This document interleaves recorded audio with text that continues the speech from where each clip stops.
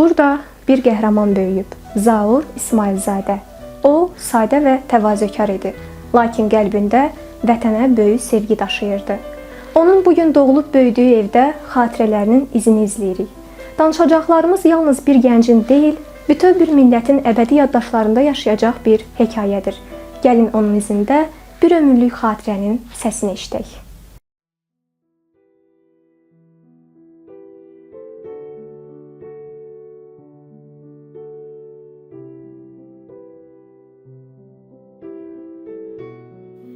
İsmailzadə Zaur Nizamioğlu 1995-ci il iyulun 29-da Lənkəran rayonunun İstisu qəsəbəsində anadan olmuşdur. 2001-2012-ci illərdə Cəlilabad rayonunun Göytəpə şəhərində yerləşən Şəhid Vüqar Məmmədovun adını daşıyan tam orta məktəbdə təhsil almışdır. Hərbi xidmətini başa vurduqdan sonra müxtəlif MMC-lərdə mühafizəçi kimi fəaliyyət göstərmişdi. Subay idi. Zaur İsmailzadə 2013-2015-ci illərdə Azərbaycan Silahlı Qüvvələrinin sıralarında müddətli həqiqi hərbi xidmət etmiş, ardınca 2015-2017-ci illərdə Azərbaycan Xüsusi Təyinatlı Qüvvələrində gizir rütbəsi ilə xidmətini davam etdirmişdi. 2016-cı ilin aprel ayının 1-dən 2-sinə keçən gecə cəbhənin Tərtər və Cəbrayıl Füzuli istiqamətlərində Azərbaycan və Ermənistan silahlı qüvvələri arasında şiddətli döyüşlər başlamışdır. Tarixə aprel döyüşləri kimi düşən bu döyüşlərdə Zaur İsmailzadə xüsusi təyinatlı qüvvələrin tərkibində qəhrəmanlıqla iştirak etmişdir.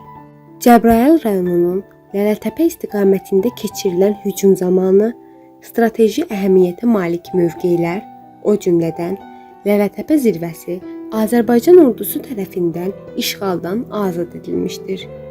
Ermənistanın Müdafiə naziri Seyran Ohanyan tərəfindən qurulan və yenilməz Ohanyan xətti kimi tanınan müdafiə xətti 40 dəqiqə ərzində darmadağın olunmuşdur. Həmin döyüşlər zamanı Zaur İsmailzadə ağır yaralanmış və səhhətində yaranan problemlər səbəbilə 2017-ci ildə ordu sıralarından tərxis olunmuşdur.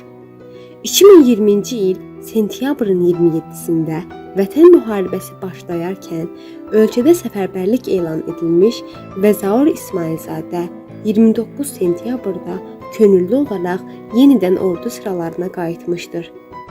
Füzuli rayonunun azadlığı uğrunda aparılan döyüşlərdə iştirak etmiş və oktyabrın 7-sində döyüş tapşırığının yerinə yetirilməsi zamanı qəhrəmancasına şəhid olmuşdur.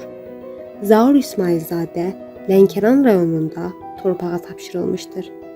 Azərbaycan Respublikasının prezidenti cənab İlham Əliyevin sərəncamlarına əsasən Zaur İsmailzadə ölümündən sonra vətən uğrunda cəsur döyüşçü, Füzulinin azad olunmasına görə və Şuşanın azad olunmasına görə medalları ilə təltif edilmişdir. Azərbaycan Respublikasının ərazi bütövlüyünün bərpası uğrunda göstərdiyi igidliyə görə 3-cü dərəcəli vətənə xidmətə görə ordeni ilə təltif edilmişdir. Zəhmət olmasa özünüz haqqında qısa məlumat verə bilərsiniz? Mən Hüseynova Sevil Talib qızı, Lənkəran rayonundanam. Zaurun necə bir insan olduğunu, onun hansı xüsusiyyətlərlə yadda qaldığını bizimlə paylaşa bilərsinizmi? Zaur İsmailzadə 1995-ci ilin iyulun 29-da Lənkəran rayonunun İstisu qəsəbəsində anadan olub. Biz ailəsi hərbiçi olduğu üçün biz Cəlilabad rayonunun Göytəpə qəsəbəsində Ensali hərbi hissəyə işə qaydanda Zaur da bizlə bağlı bir yerdə həmin hərbi hissəyə qayıtdıq. Mən analıq məzuniyyətində idim, qayıtdım. Demək olar ki, Zaur da bizlə bir yerdə xidmət eləyib. Zaurun uşaqlığı hərbi hissədə, hərbiçilərin içində. Demək olar qonaqlarımız belə hərbi hissədən gəlib gedən olurdu. Zaur gözünü açandan elə hərbi hissədə böyüdü, hərbi hissədə yaşadı.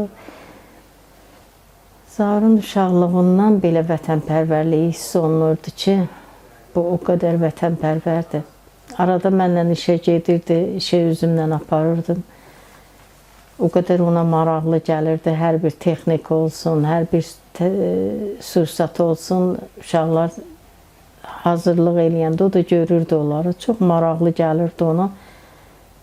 O istəyirdi ki, Naxçıvanskiyə getsin. Sözün düzü, hərbi həyatının nə qədər çətinliyi mən bilə-bilə onu qoymadım ki, ora getsin. Buna baxmayaraq, o həqiqi hərbi xidmətə getdi və oradan özünə yenə hərbi yolu seçdi.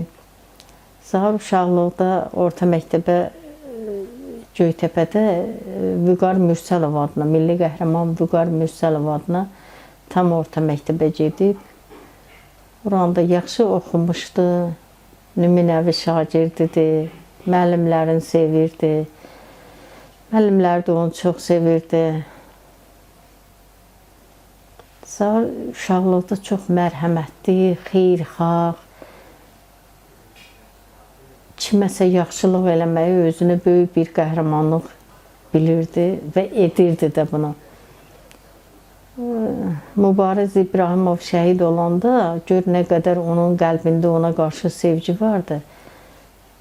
Bizim ona verdiyimiz xırda pulla o gedib onun şəklini böyüdüb, otaqda öz sinif otaqlarında vurub. Onun müəlliməsi vardı, Samirə müəllimə. O mənə dedi ki, Zaur otaqda onun şəklini özü düzəltdirib və ona hər dəfə hərbi salam verib keçib oturur.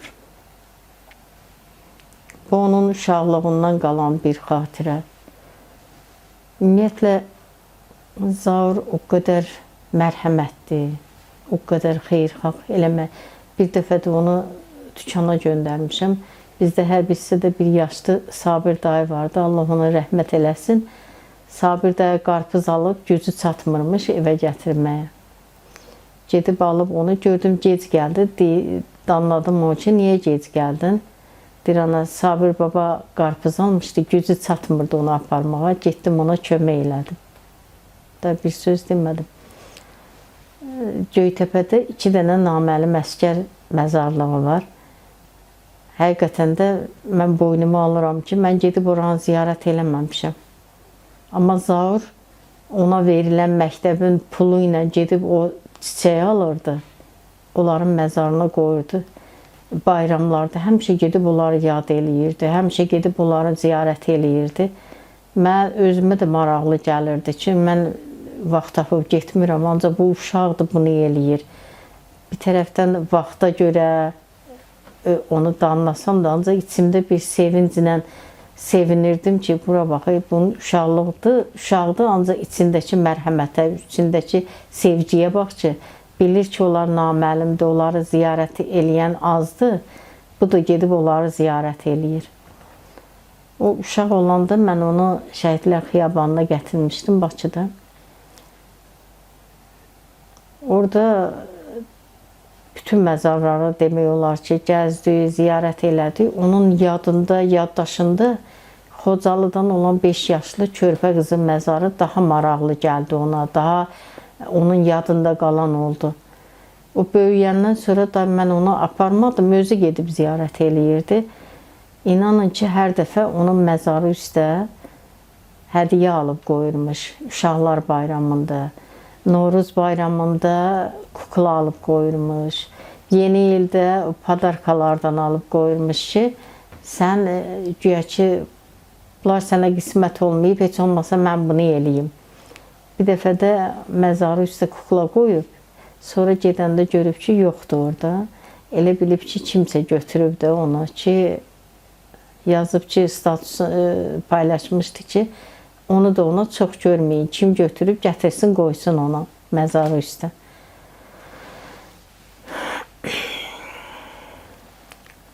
Hər dəfə gedirmiş onun məzarı üstə and içirmiş ki, mənim körpə quzum, bağışda ki, hələ sənin qisasını ala bilməmişik. Məni kimi neçə əmilər, dayılar gözləyir ki, sənin qisasını alsınlar. Doğrudan da Xocalı hadisəsi hər bir Azərbaycanlı içində böyük yara bağladığı kimi, yəqin ki, Zaurun da içində böyük yara bağlayıb. Böyük bir iz buraxmışdı. O hər dəfə onun qisasını almaq üçün, hər dəfə onun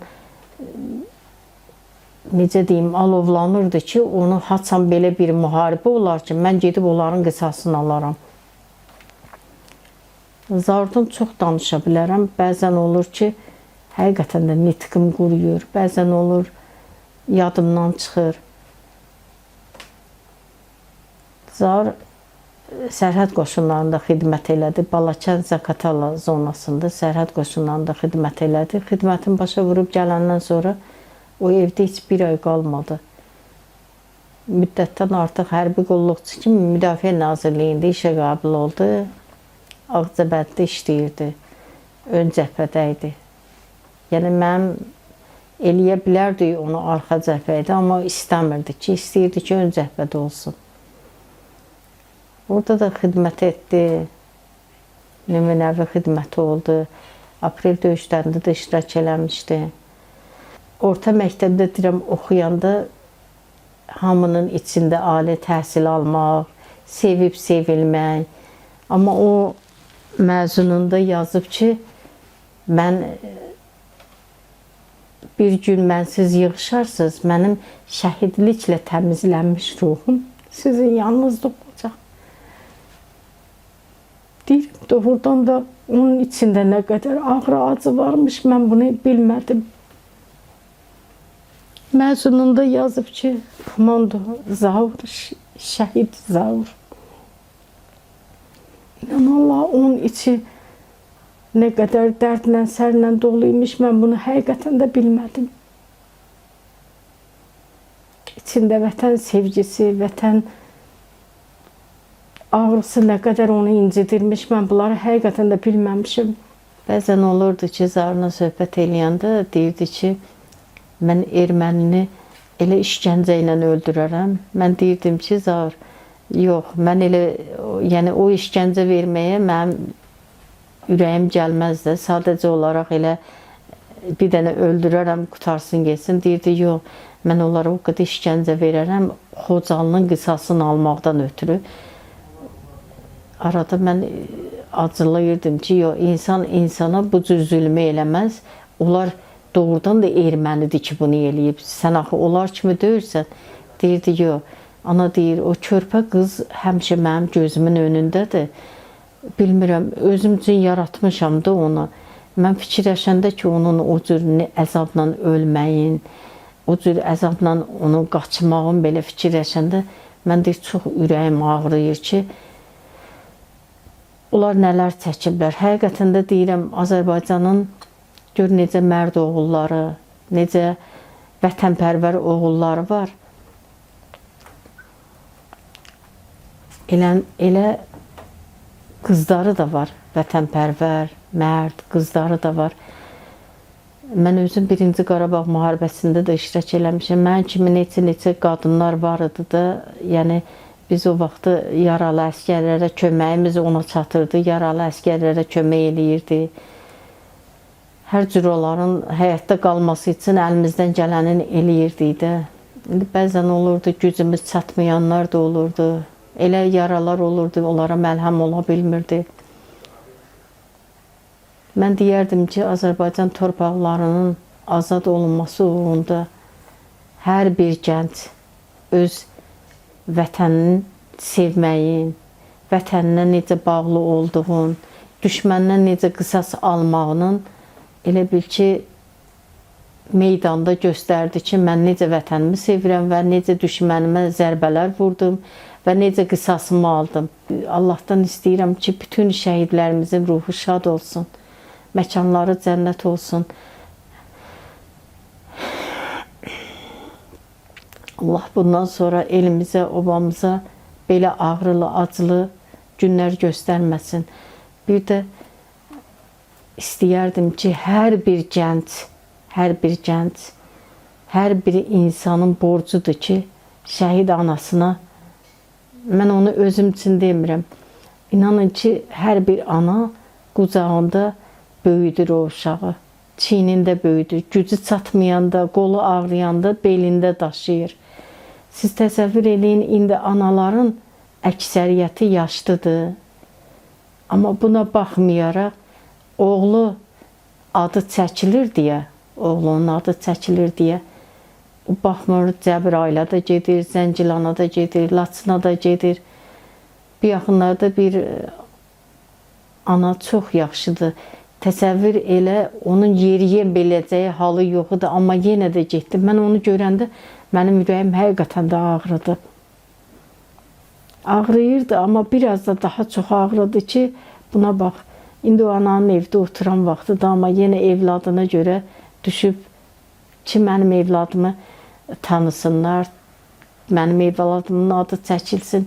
Bəzən mənim tanıyanlar da məni danlayır ki, bəs bu qədər tədbirlərə getmə, səhətin də yol vermir. Mən deyirəm ki, yox, orada adı çəkiləcək, Zaurun anası da orada idi. O ada görə mən gedirəm. Qoy Allah gənclərimizi xoşbəxt eləsin. Elimizə, obamıza toy düyün qismət eləsin. Şəhidlərimiz arzularına çatmadı. Hərəsinin içində böyük bir arzular vardı. İnanın ki, Zaur deyirdi ki, ana mən toyumda milli geyim geyinəcəm. Yumru papaq qoyacam. Belimə kəmər bağlayacam. İçində arzuları çox idi. Ayın 29-unda onun 30 yaşı olacaq. Jubileyi olacaq.